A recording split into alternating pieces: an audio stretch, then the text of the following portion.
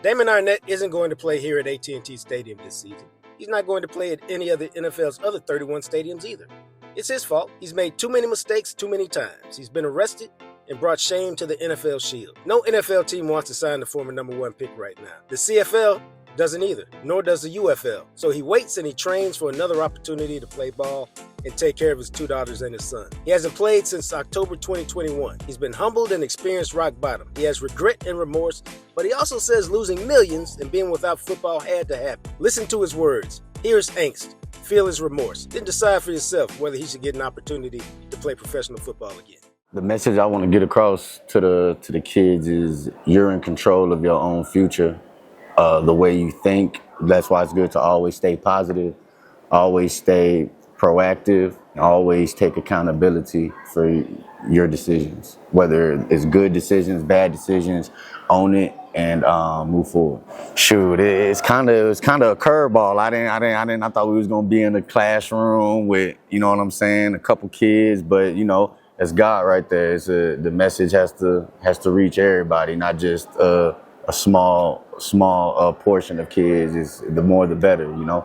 Damon, it's good to finally get a chance to talk to you. During my time covering the Cowboys, I was fortunate enough to cover Bill Parcells, Hall of Fame coach. And he used to say, football players play football in the fall. How come you're not playing football in the fall? Because you're a football player. Bad decisions on my part, you know what I'm saying? That I feel like I'm living a consequence sentence right now of just past mistakes that I have to make right within myself. How did we get here? From first round pick, 3-star recruit, college graduate, great family. How did we get here where instead of getting ready for an NFL game this week, you talking to 500 kids at Barack Obama Male Leadership Academy? It definitely didn't happen overnight. You know what I'm saying? It was definitely a series of bad decisions that got me here. And all I could do now is pay it forward, use my experiences to hopefully help the new generation coming up behind me, taking things from my story or their peer story and growing from it, moving forward, using everything is just like a stepping stools into the right direction. Damon, this is John Gruden with the Las Vegas Raiders. How you doing, man? What's going on, Coach? Me and Mike Mayock are getting ready to make a pick here in the first round. And let me ask you this: can I trust you? Can I trust you with my entire family? Man, you can trust me with it, man. I'll protect them like it's my own.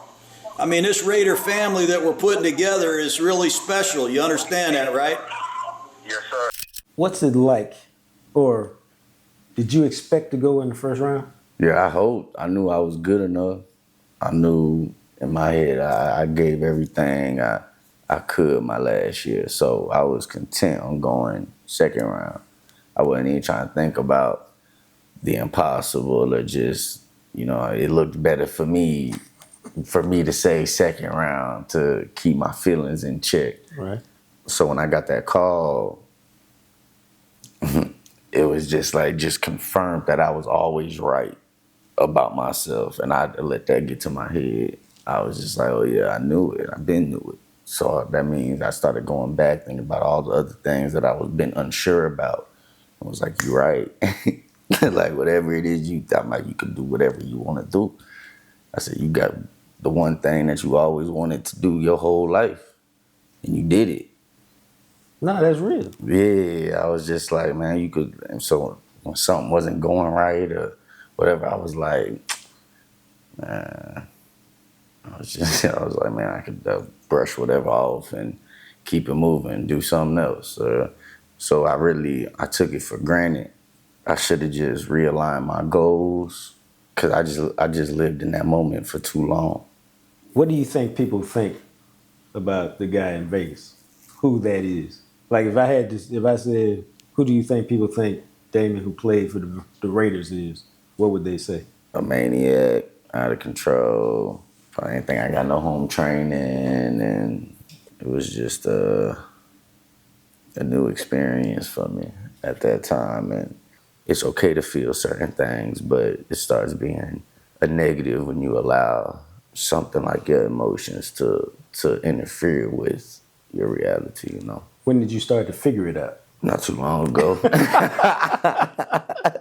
It seems like hopefully I'm not too late, you know what I'm saying? But it's a fairly new feeling. When you really just take a second and pause and breathe, you realize you got more time to make a decision than what you realize. And just being aware of those situations, knowing when something arises and what fasting and stuff helps me do, like, into my day-to-day life. That's interesting. So you really at a point where you're trying to get a firm grip on your emotions so that you control them, they don't control you. Yeah. Is that a fair way to say it? That's a fair way. How'd you come to that realization, or how'd you get to that? Because that's kind of deep. Yeah, a lot of reading, like just on, and I wouldn't say anything particular, just looking up certain things that around like meditations and mastering like your inner self. And I'm real big on like spirituality and things like that. And because I believe hard, I believe strong, I have faith, whatever it is I'm believing in, and just taking a dive into the things that help me function. I didn't make the best of choices when it was time to transition into the NFL. And That's a lot for a young man to go through, especially a couple years after being drafted on top of the world. What was rock bottom for you? What was the bottom where you go, okay, I got to change? getting evicted out my house, money in the bank. You know what I'm saying? At this point, I wasn't, you know what I'm saying? I still have some dollars. Getting evicted out my house, 9 a.m, the police at the door. Got my newborn baby, her mama. We ain't even packed up all the stuff yet, because I was supposed to leave out. I was moving out the house in 2 days. You know, it's like Tuesday. I was supposed to move out Thursday. I was going to be out. I was packing up everything, but no, a couple days early, they're like, nah. Being in that situation, sitting on the damn steps, like holding my baby or my BM, going to get like some Starbucks. Well, I'm right here in front of the door, like locked out of my house with my baby, you know, who's freaking 6 months. I had to go through everything that I went through to be who it is I am today, I feel like, you know, because only the things I went through was going it was going to fix me to the very end, to all the rest, all the emotional pain and all like the thoughts and I was the only person that was going to be able to fix it. You know what I'm saying? I was the only person that was going to be able to identify like what my new purpose was, which are my kids. Like everything that I did up until the draft has been like for the competitive like animal inside of me, not for the money, not for nothing. I just like to compete. You know, I like playing ball. I basically said like F myself, like in a way, because doing it for me, it was just, I was like, man, I'm good. Like if I was to keep on doing it for me, like I'm good. Like right. I know what I'm capable of. I know, but that was a very selfish way of thinking, because my children didn't ask to be here, and they deserve everything that being able to play football provides a family, you know. And as being a dad now, I see like the father inside of me is way more stronger than the competitor inside of me. And I feel as if with this new purpose to provide for my kids in the way that they deserve, is stronger than my own satisfaction to compete. Let's rewind for just a second. So this all goes down. Raiders call you in. What was the conversation like with the GM? So he called me when he landed. Mind you, this is Saturday. The game is Sunday, and then practice Monday. They called me, and I was like, Coach. And I was like, hold on, wait. Like, because they was just telling, I was hurt. I just had groin surgery. I just tore both my groins. But I'm about to come back. I had a rough rookie year. behind closed doors. I did a lot of like self-work on myself that first off season. And I'm in good spirits. You know what I'm saying? That video was the year before, like in like December or so, you know. They posted it in October of the following year. Wow. So I'm telling Coach Mayock, like, I'm still the same person. You said you saw in all this progress. I said I was doing good. This video's old. This isn't, I would never do that yesterday. You know what I'm saying? Right. I would never do that tomorrow, or that wasn't me. And he was just like, damn it. Like, he didn't know what to say because it looked terrible, but that was an old video. And I didn't post it. You know, he said, we'll deal with this when we get back. Monday came around, I get up, do normal routine, you know, because I know what's going on. So I know. So I'm not trying to just look around the corners. I go take my COVID test. I'm talking to everybody, see if anybody knows something. Everybody treating me normal. I'm like, okay. But as soon as I walk out, I'm thinking I'm about to go to the locker room. It's like, everybody looked at me though in the face and everybody was just sick. You know, me and Mayock cried. Is that right? Yeah, it wasn't a normal goodbye. Like, this was like, it wasn't normal. The mood in the building was very heartbreaking. And like, what made it worse was just like the looks on everybody's faces, like when I was leaving.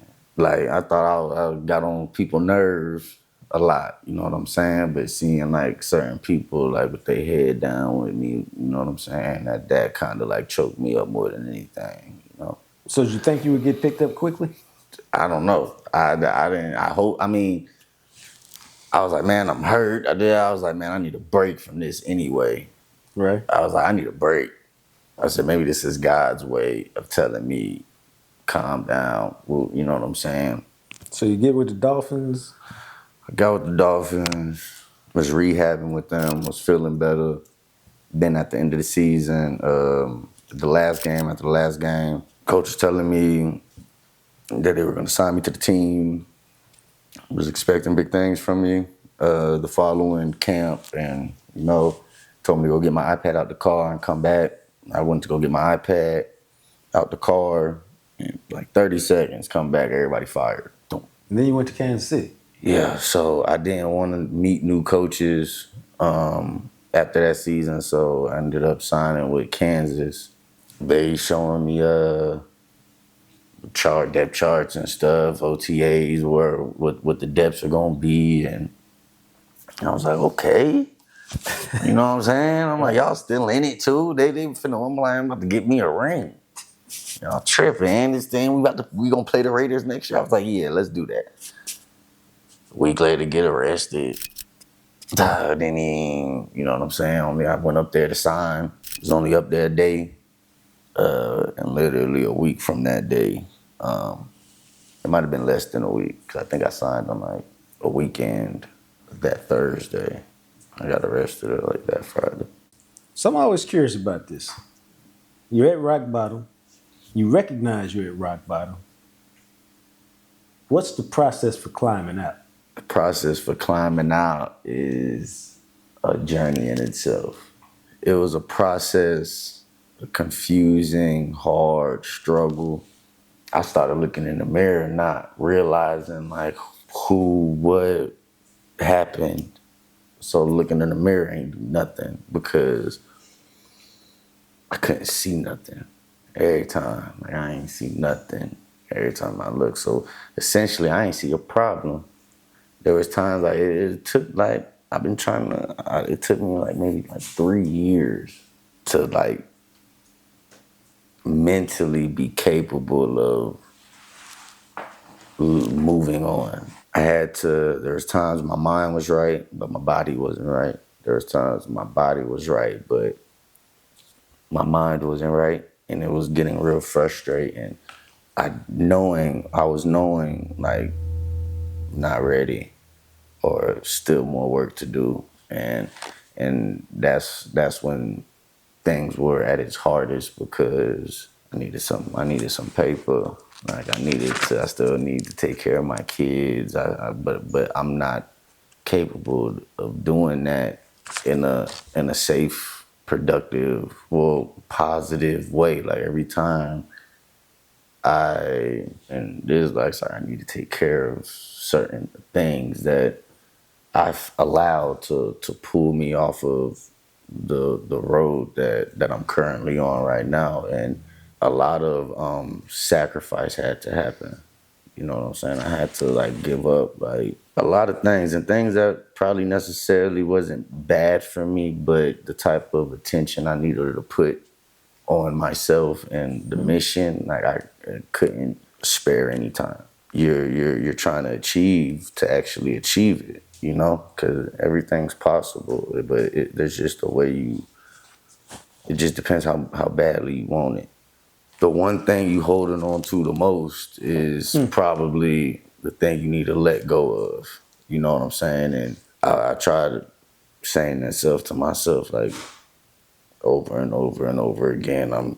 It came a point earlier this year where I was just, it's like I think I whatever I had, it like broke me.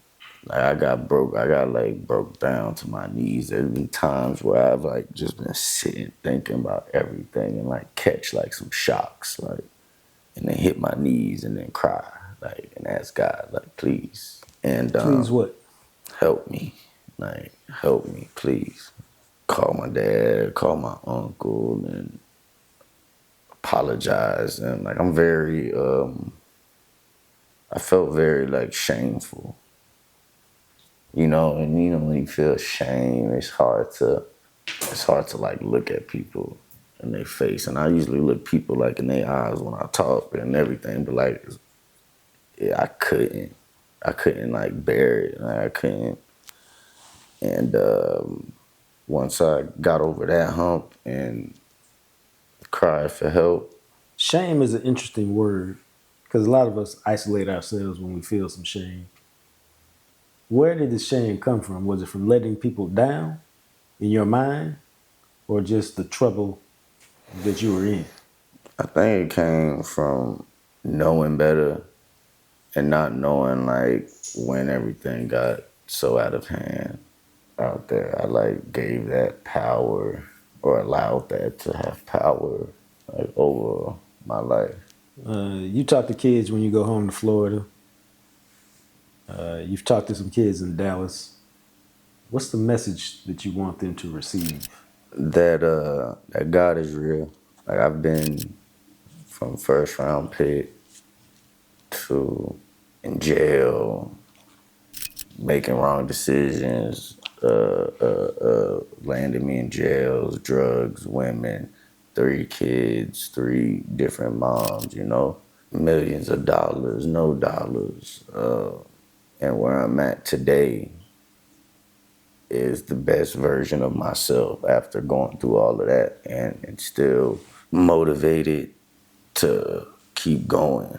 And the only answer to that is God, you know. There's no way I shouldn't be dead in jail in a way worse situation than I'm in right now. Whatever it is I went through, I feel like it's to prepare me what I've asked for from the very beginning. To be great, to be a great son, a great father, a great nephew, just somebody with a good heart can look at me and feel proud and inspired to never quit, to never give up. God is good for it not being too late, you know. And every single day, like I just try not to waste any time because I already feel like I don't waste 3 years and I see how much can change. On everything I love, I will kill you. You talking crazy. Talking about that shit 5 minutes away. Do you believe football's in your future? Whether it's NFL, XFL, CFL, something with an FL at the end of it? Yeah, man, it has to be some way. It's in my present. Shoot, I go to I'm training every day. Been going to my old little league park in Florida, helping coach with kids and everything. I've definitely got to stay around ball. I try to like manage my expectations nowadays, and it's a new life, you know. Is that part of your growth? So I say that's a part of my growth right there, boss. Cause I went telling you I was some hell, man. I wasn't able to sit like this and just talk about it without even getting amped up, hype. You know, I mean, we talk in the kitchen and I'm getting amped up. Like, and it's positive conversation, but it's like, calm down. You know what I'm saying? It's like, calm down. Like, but I definitely am proud of the progress and looking forward to everything else that's down the road. What have you learned about yourself during this journey? I'm something else, man. One of a kind. And with that being channeled in the right direction, I feel there is no limit on the things I can accomplish with the right mindset. What's hurtful the most about everything is that I did it to myself because I wasn't thinking. And right now I feel like that's the dumbest. That when I sit and tell you, fam, that me just trying to do a lot of self-reflecting and me trying to tell myself, like, okay, like what you was thinking. Because when I think about it, I don't know why I did certain things. So then I would catch myself, like when I'm mad and I'll catch myself. And I'll be like, dang. So when I don't catch myself, I just let like let the whatever comes from that emotion, I just used to let it ride. And I'm like, wow. So you feel in control now? I feel in control. I definitely would never say something happened because I wasn't thinking again. Because I take a lot of pride in the way I think now. It took a lot of work. And I'm pretty smart. Know what I'm doing. You know what I'm saying? I'm confident in the decisions that I make now. And it's like I'm really like when I step forward, like I can be felt, heard without doing too much. The hardest thing for teams or leagues that you're trying to enter, whether it's the NFL, the CFL, or whatever FL, is how can they trust you? I hope they really could, because the people that know me, they know that this has never been a version of me. You know what I mean? I wasn't this version of me when I got drafted. You know what I'm saying? I'm stronger right now than I was when I got drafted. You know what I'm saying? I done grew up. I done experienced things that most young men don't experience. You know what I'm saying? I went through the fire on my doing, but I made it out with a better mindset. I'm sharper, and I'm willing to do whatever it is that I need to do to prove it, you know? You've been out the league 3 years. Who is Damon Arnette today? He's a God-fearing man with a lot of things that he overcame. He's a man willing to share his story to help others continue taking steps in the right direction. He's a father of 3, son of senior in Montreal, and I feel like I have all of them on my back right now. I got promises to keep, but I'm determined to just show everybody that even though it looked bad, was bad, I'm different now. I learned from my mistakes, genuinely.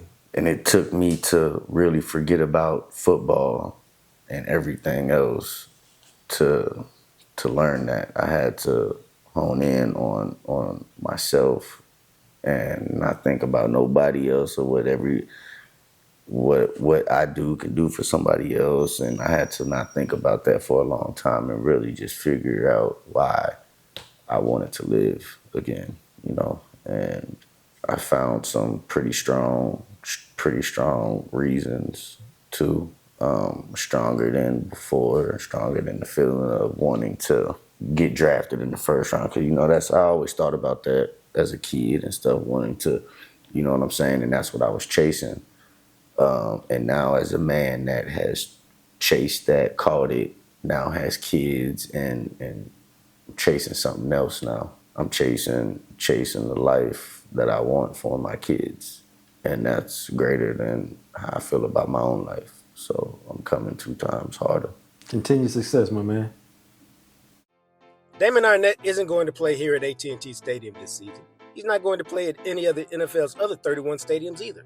It's his fault. He's made too many mistakes too many times. He's been arrested and brought shame to the NFL Shield. No NFL team wants to sign the former #1 pick right now. The CFL doesn't either, nor does the UFL. So he waits and he trains for another opportunity to play ball and take care of his 2 daughters and his son. He hasn't played since October 2021. He's been humbled and experienced rock bottom. He has regret and remorse, but he also says losing millions and being without football had to happen. Listen to his words. Hear his angst. Feel his remorse. Then decide for yourself whether he should get an opportunity to play professional football again.